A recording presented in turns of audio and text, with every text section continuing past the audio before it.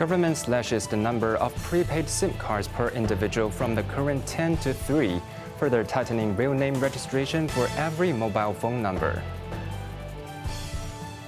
The city's overall crime rate drops in the first 5 months of the year, with a commercial fraud spike during the same period. And the children are happy, and so are the parents, after 85% of primary students were allocated to their first choice of secondary schools.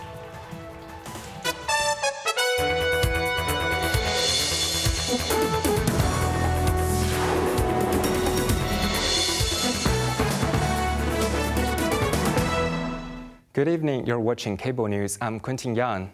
In a bid to crack down on telecom scams and other illicit activities, authorities have proposed tightening the real name registration program for subscriber identification module cards. Cheryl Yuan reports.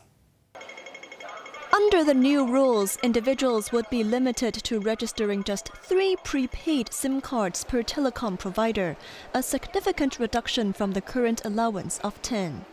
The proposal follows official documents submitted to the Legislative Council, which found that nearly 90% of users only register 1 to 3 SIM cards, suggesting that higher limits are being exploited for criminal purposes.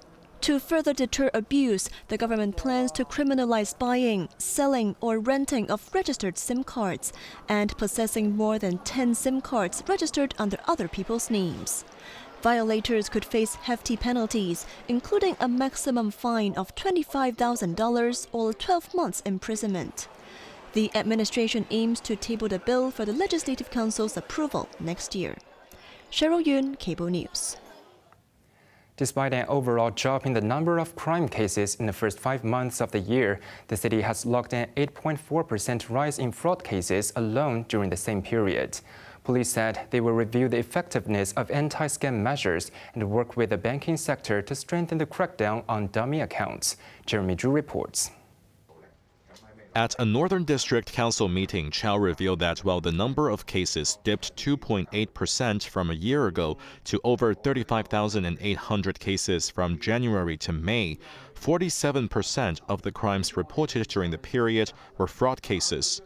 Although the total losses from frauds dropped by 25% to $2.87 billion, the number of cases logged an 8.4% year-on-year rise, with 70% involving online scams.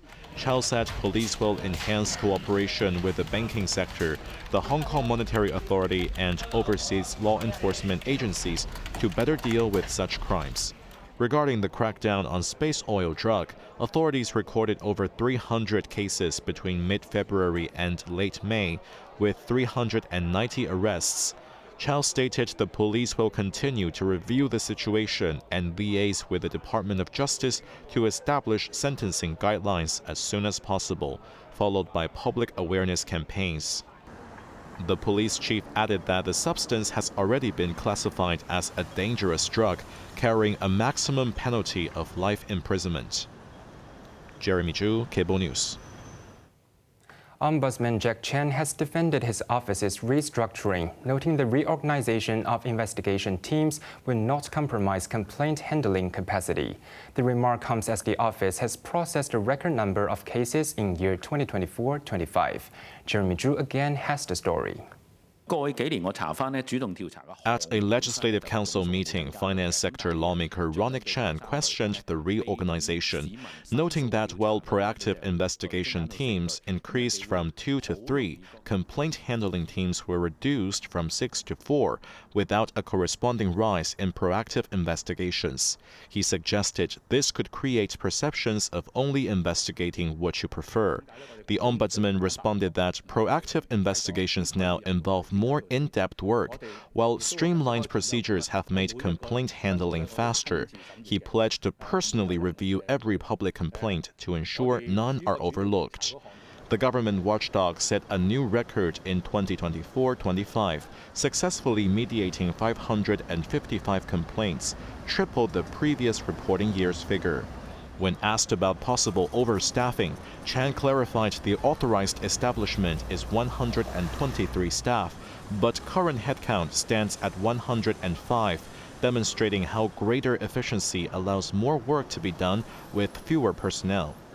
Separately, regarding recent frequent incidents involving MTR Corporation, Chan noted that as a privately run entity, the railway operator does not fall under the Ombudsman's jurisdiction.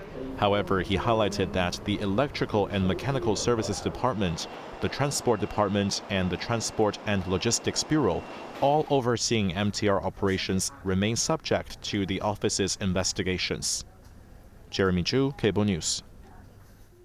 It's a happy day for the majority of the soon-to-be Form 1 students in the city, as 95% of them were assigned to a secondary school from the top 3 choices through the central allocation system, with 85% securing their first pick, marking a record high satisfaction rate. Cheryl Yun reports.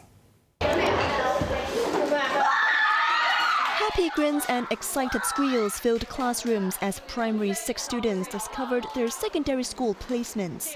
This year, over 48,000 pupils participated in the city's secondary school places allocation system, a nearly 7% drop compared to last year. As a result, the proportion of students nailing their first choice, as well as those placed in their top 3 provinces, reached record highs. The central allocation marks the second stage of public secondary school placements.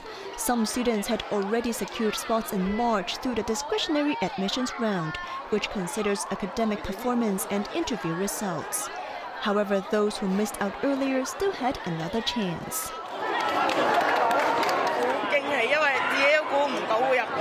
I am overjoyed because I did not get into the school during the discretionary round, but I made it through central allocation, said one boy who attained a place at St. Joseph's College, an elite all-boys school on Hong Kong Island.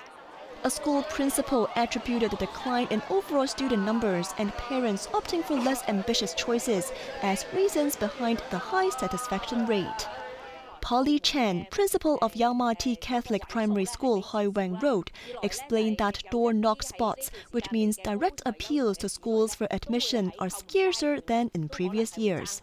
With more children of mainland talent scheme migrants likely to compete for these limited spots, parents have adjusted their preferences to play it safe, she added. Students are reminded to report to their allocated secondary schools this Thursday or Friday for registration. Cheryl Yun, Cable News. A suspected wartime firearm was unearthed at the Qingsha construction site around noon today, prompting emergency road closures and evacuations before being safely removed. The artifact, initially feared to be an explosive device, was confirmed by police as a non-explosive hollow cannon barrel measuring approximately 4 meters long. The force said it was discovered at a construction site on Modi Road near the Urban Council Sanitary Garden in East Qingsha at 12:10 p.m. Following the discovery, Grandview Road, a key thoroughfare between Chatham Road South and Science Museum Road, was sealed off in both directions, causing traffic disruption. The Explosive Ordnance Disposal Unit removed the tube around 2 p.m., and by 2:30 p.m., Grandview Road was reopened. Police emphasized that the discovery posed no active danger. The tube's origin is believed linked to historical military activity in Hong Kong, though further analysis will determine its exact age and provenance. Typhoon Dennis, after tearing through Taiwan with record winds and torrential rain that killed 2 and injured over 600, headed towards mainland's eastern seaboard, prompting mass evacuations and transport suspensions in Zhejiang and Fujian provinces, as the 2 provinces braced for the system's second landfall. Packing winds of around 80 kilometers per hour at its center, Dennis has taken a rare Z-shaped route after slamming Taiwan and turned north before looping back towards mainland's eastern coast. As the storm may strengthen slightly before predicted landfall on the port city of Taizhou in Zhejiang, the local maritime authority was prompted to suspend passenger shipping and cancel over 100 voyages. Zhejiang has issued a flash flood warning, with forecasters expecting 100 to 250 millimeters of rain to hit a vast stretch from Fuzhou, the capital of neighboring Fujian province, to Hangzhou, Zhejiang's capital. Meanwhile, Taiwan continues to feel Dennis's aftermath. Over 1,000 passengers remained stranded at Kinmen Airport near Fujian as of this morning, while downpours still threaten central and southern regions with landslides. A mainland spokesperson for the State Council Taiwan Affairs Office conveyed condolences for the victims and concern for the injured in Taiwan yesterday. U.S. President Donald Trump has set August 1st as the new deadline to negotiate trade deals before imposing tariffs on America's trading partners.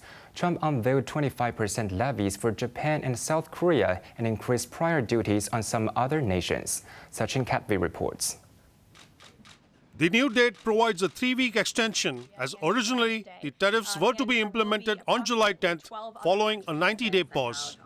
We've seen a lot of positive developments in the right direction, but the administration, the president, and his trade team want to cut the best deals for the American people and the American worker. That's what they're focused on. Japanese Prime Minister Shigeru Ishiba said higher tariffs will impact Japan's domestic industries and employment. Tokyo will continue to negotiate with the U.S. to protect its interests, he added. Targeting countries which are members or partners of the BRICS bloc, Trump said goods from Malaysia and Kazakhstan would see a 25% rate, while South Africa would see a 30% tariff. Indonesia, who became a BRICS member this year, will pay 32% duty. Analysts see the second extension as a sign of Trump's policies backfiring after promising 90 deals in 90 days. Britain and Vietnam are the only two countries which have signed firm deals with the U.S. Sachin Katvi, Cable News. Residents of Kerr County and surrounding areas in the southern U.S. state of Texas are trying to come to terms with the catastrophic flash floods which claimed more than 100 lives last week. Recovery and cleanup efforts continued yesterday as rescuers continued their search for missing people. At least 104 people are confirmed dead, and authorities have recovered 84 bodies, including 28 children. Heavy downpours on July 4th, America's Independence Day, saw water level in the Guadalupe River in central Texas rise by almost 8 meters in just under 2 hours. The swollen torrent ravaged through neighborhoods, washing away most things in its path. Many of the casualties occurred at Camp Mystic, where some 750 mostly schoolgirls were spending the holiday weekend. The facility was slammed with a wall of water. At least 27 girls are now presumed dead among the 41 people who are still unaccounted for.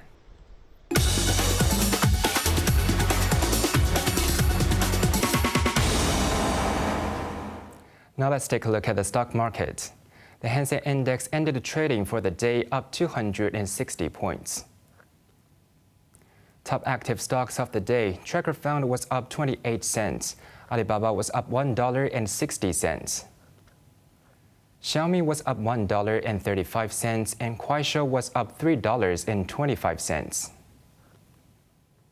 On to the weather now. Showers will increase gradually tomorrow, along with a few squally thunderstorms. Hot and humid during the day with a maximum temperature of 33 degrees. And that's our news tonight. I'm Quentin Yang. Thank you for watching. Good night.